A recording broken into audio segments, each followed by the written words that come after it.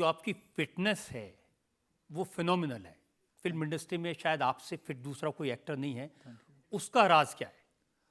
मैंने ना अपनी ज़िंदगी में लाइफ ना बहुत सिंपल तरीके से जिया है।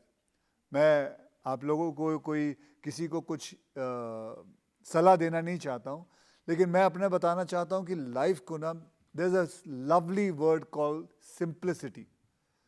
लिव योर लाइफ सिंपल, चाहे पैसे हो ना हो, जो भी हो, आपको ज़िंदगी में सिंप्लिसिटी से आप ज़िंदगी में लाइफ जियोगे ना, that will calm your self so much, and आपकी आपकी सेहत हमेशा अच्छी रहेगी। ये low blood pressure, high blood pressure, diabetes, stress, these are all, ये सब आप भी जानते हैं, सब लोग जानते हैं कि ये स्ट्रेस जो होता है उसमें वो हमारे भारत देश को जो है बहुत मारते जा रहा है। अगर आप देखने जाओगे तो डायबिटीज़ में हम नंबर 1 आते जा रहे हैं, हार्ट प्रॉब्लम में हम नंबर 1 आते जा रहे हैं। We all have to understand what we need is the basics of life. The basic of life is just be simple in your living. Stop taking stress. Think the best is think positive. ध्यान से सोचो, किसी के बारे में बुरा मत सोचो. Don't try and take किसी की मतलब बद्दुआ मत लो. एंड लाइफ को है ना सिंपल तरीके से जितना जियोगे, और सबसे कमाल है एक और बात है सेवा भाव हमेशा रखो, आपकी सेहत को कभी खराबी नहीं आएगी, कभी खराबी नहीं आएगी। अब फ्राइडे को फिल्म रिलीज होनी है, करोड़ों रुपए स्टेक पे, स्ट्रेस नहीं होगा आपको? नहीं होगा, मतलब वैसा स्ट्रेस नहीं है कि मैं अपना सर पकड़ के बैठ जाऊं, अपने दीवारों पे सर मार लूं।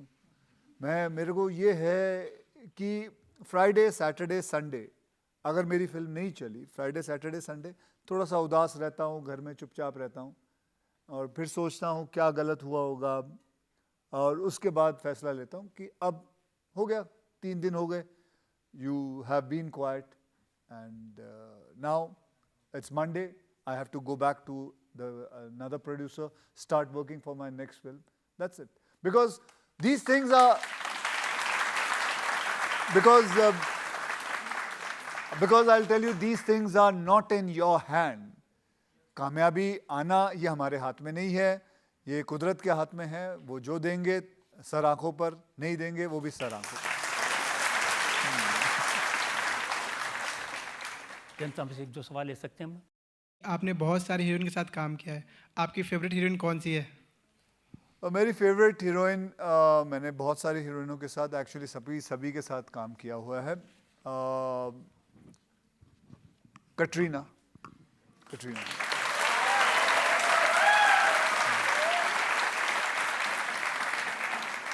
मैंने तो ये सुना कि ज़्यादातर हीरोइंस आपके साथ काम नहीं करना चाहती क्योंकि आपके साथ काम करने के लिए सुबह 5 बजे उठना पड़ेगा। बल्कि आपने गलत सुना है, बिल्कुल उल्टा है। आप किसी भी हीरोइन को पूछेंगे, they are so happy to work with मी।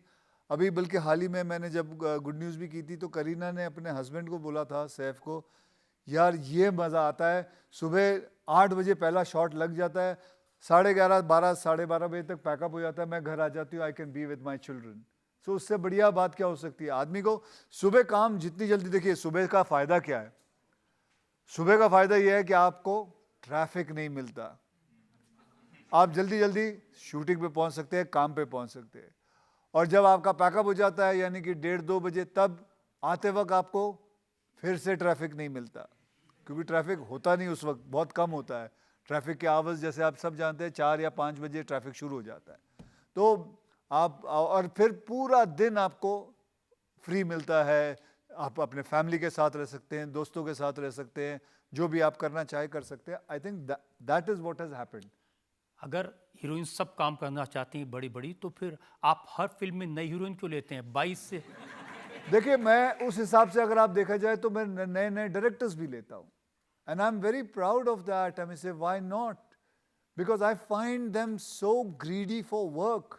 मैं नए डायरेक्टर्स को लेता हूँ, मैं उनके चेहरे पे देखता हूँ, क्यों नहीं दूँ मैं आपको। आई am very proud of it that I have worked with 26 new directors. I have got them on this industry. I've worked with 20 to 23 heroines, new heroines. they've come in this industry. Why not? ये क्या बात हुई कि मैं पुरानों के साथ ही काम करता रहूं, बाकी नयों को कोई चांस नहीं दूं? ये तो बात गलत हुई। नहीं, कोई लोग तो ये कहते हैं कि जब आउट स्टेशन शूटिंग हो रही होती है तो सुबह 5 बजे आके सबके दरवाजे खटका देते हैं, उठ जाओ। नहीं, मैं ऐसा क्यों करूंगा? ऐसा क्यों करूंगा? मैं क्यों दरवाजे किसी के खड़ा? कोई मैं प्रोडक्शन मैनेजर थोड़ी हूँ जो लोगों के दरवाजे खटकाऊंगा, भाई चलो रेडी हो जाओ।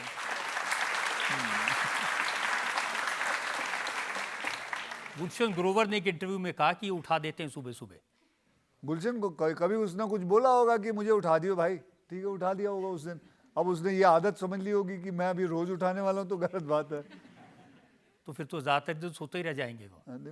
नहीं, आ जाते हैं सबको। जब एक आपको बात बताऊं सर, जब शूटिंग होती है, अगर आपका मेन एक्टर सही टाइम पे आ जाए ना, तो सारा का सारा स्टाफ जो है, सारे के सारे लोग जो है, बाकी एक्टर्स हैं, वो सब टाइम पे आ जाते हैं। रजत जी, आपने भी देखा होगा, आपका ऑफिस में आप टाइम पे आ जाते होगे, आपके भी ऑफिस वाले सब डर के मारे सही टाइम पे आ जाते हैं, क्योंकि हमारा बॉस आ रहा है। ये तो होगा ही होगा। अगर बॉस सुस्ती दिखाएगा तो आपके आजू बाजू के लोग भी सुस्ती हो जाएंगे, और ये तो एक नॉर्मल सी बात है। एक ज़माना ये था जब एक के बाद एक आपकी कई फिल्में, 10-12 फिल्में फ्लॉप हो गई थी, तब आपको स्ट्रेस हुआ था, तब आप परेशान हुए थे? रजत जी, आप ये बात कर रहे हैं, वो बात नहीं बता रहे लोगों को जो एक ज़माना था जहाँ 14 फिल्में हिट भी हुई थी सारे। मतलब मैं उस जमाने की बात कर रहा हूँ जब नहीं, कोई बात नहीं। मुझे पता है ये अदालत है, मेरे ऊपर केस है, मुकदमा होना चाहिए, और नेगेटिव चीज़ों पे ही होनी चाहिए, पॉजिटिव तो छोड़ो, वो तो कहीं नहीं देखेंगे। तो ठीक है। हाँ जी, हाँ, मेरे ऐसा एक बार नहीं रजत जी, मेरे साथ 2 या 3 बार हुआ है जहाँ कंटिन्यूसली मेरी 8-9 फिल्में नहीं चली, कभी 10 फिल्में नहीं चली। फिर कई बार ऐसा हुआ है 14-14, 16-16 फिल्में साथ में चली हैं।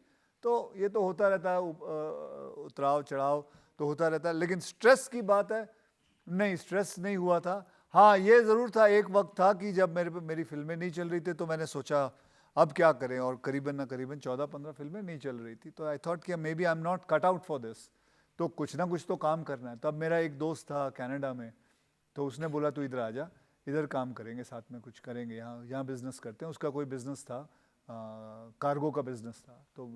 तो मैंने जाके फिर मैं बोला चलो वहाँ चला जाता। और मेरी फिर लास्ट की 1 या 2 फिल्म रह गई थी, तो मैंने वो ख़त्म करके मैं चला गया था उधर।